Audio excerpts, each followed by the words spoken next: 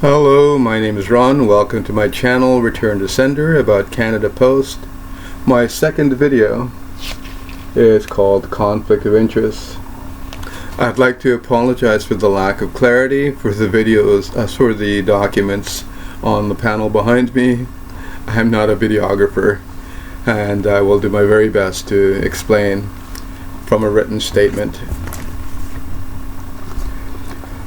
Return to sender is an important phrase written on all mail by consumers and postal workers. It lets the sender know that a business or person is no longer at a specified address. I know this because I am a former letter carrier. I absolutely loved my job. I'm also a personal trainer, and I felt like I was being paid to exercise. After being hired, the only thing on my mind was working smart enough to become eligible for a postal uniform after 480 hours. Well, that bubble burst quite quickly because of race-based human rights violations against me. Here's just one example. Jose, a peer with light skin who self-identified as Mexican, showed me his pay stub. CP Canada Post voluntarily paid him a substantial amount more than myself, an African-Canadian male, and we graduated from the same training class. Apparently, we held the role of relief letter carrier and were guaranteed a higher wage in the collective agreement. I respectfully addressed my lower rate of pay over and over with supervisors. The other factors that affected my pay was arbitrary non-payment of overtime, unpaid leaves, clawbacks for reasons beyond my comprehension, plus restriction from using the copier at work. I was slowly facing bankruptcy, paying for medical notes and copying enough grievances to fill 6 to 8 bankers' boxes. Because of the color of my skin, I experienced the following forms of discrimination from Canada Post staff, the police, and Cup W members and officers. I experienced racism, harassment, bullying, assault, libelous remarks to my peers and the police, and invasion of privacy with my personnel file, plus bad faith bargaining by Canada Post and unfair representation from Cup W.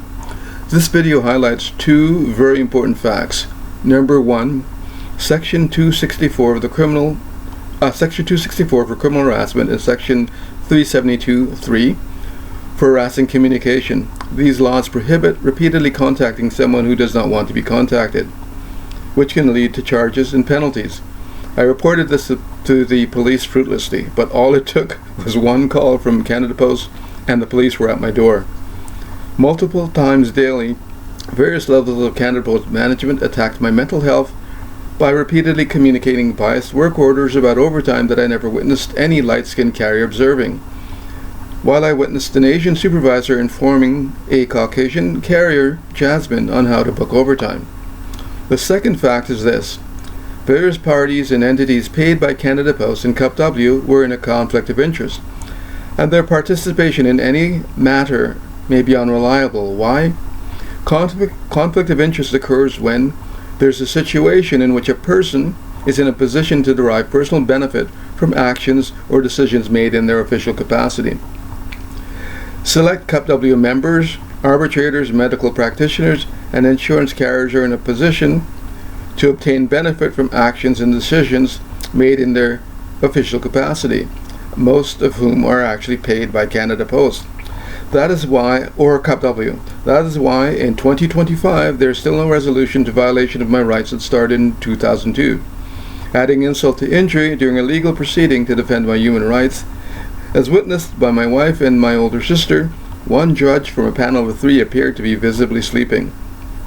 Before that step, I provided written proof from Shoppers Drug Mart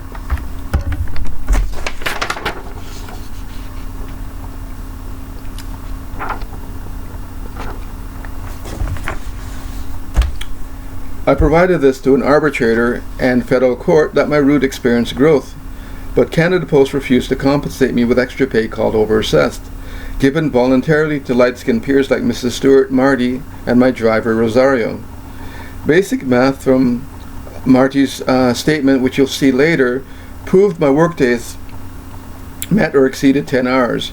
At canley.org, case A-444-15, the Federal Court of Appeal did not correct legal malfeasance. I'll explain Marty's remarks using basic math. Marty booked 3 hours of overtime while working on 1/3 of my route. Common sense dictates that it may take 6 hours to complete the other 2/3. Add 1 hour for flexible lunch and breaks. 3 plus 6 plus 1 equals 10 hours. I won't even get into the other additional route measurement facts that increases compensation to letter carriers. He also validates the extra distance walked based on 11 sets of ad mail. And my route had over 1,200 customers. Many points of call had shared accommodation and small businesses. There are no victimless crimes. If you owned a small or large business from 2002 to 2013 and you paid Canada Post to deliver your advertising, legal action may be warranted to recover some or all of the money you paid for the service, because many carriers just dumped flyers or delivered only a few. Building Superintendent Mr. Bunnell is ready to testify in court that the nation carrier created a fire hazard when he dumped flyers in the lobby of an apartment building on my route. While in 2006, 2 light-skinned letter carriers were boasting that they made the Sunshine List in Ontario. If you have the financial resources to urge Canada Post to disclose how many letter carriers earned 100,000 or more annually, please do so. In my experience, Canada Post is a lucrative playground for mostly light-skinned male letter carriers who get extra pay called overassessed, plus other overtime pay on their own or vacant routes while working less than 6 hours, as per the article on the wall from the Toronto Star. Before reading the collective agreement, I had no idea that I was entitled to overassessed extra pay. And because I was so efficient at my job, I had no idea that I earned overtime based on factors where mail processed and delivered exceeded an 8-hour day. And as a result, with absolutely no malice, I innocently exposed carriers booking real or fictitious overtime. Most are senior carriers with a past or current union position. Those carriers created a nightmare for me. Management and corporate security offered no solution. For almost 11 years, reprisals were relentless. Unknown peers vandalized my things on private property. In the company parking lot, only my windshield was covered repeatedly with a blue sticky gum-like resin. Glue was also placed in my locks. My personal and work-related supplies vanished.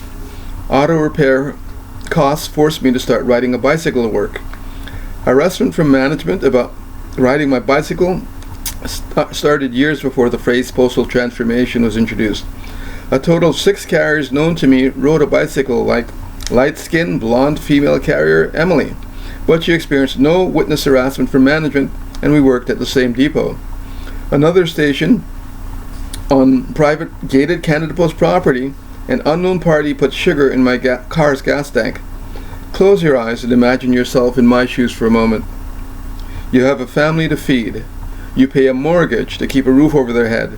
Your kids have school tuition and you have other bills, while your employer withholds or claws back your pay without justification, and you're completing 12 or more hours of work daily. That was my reality, and on top of all, I had to spend $3,000 to replace the engine of my car. Losses of that nature was just a tip of the iceberg for me at Canada Post. Thanks for your time. Please view the next video to learn more.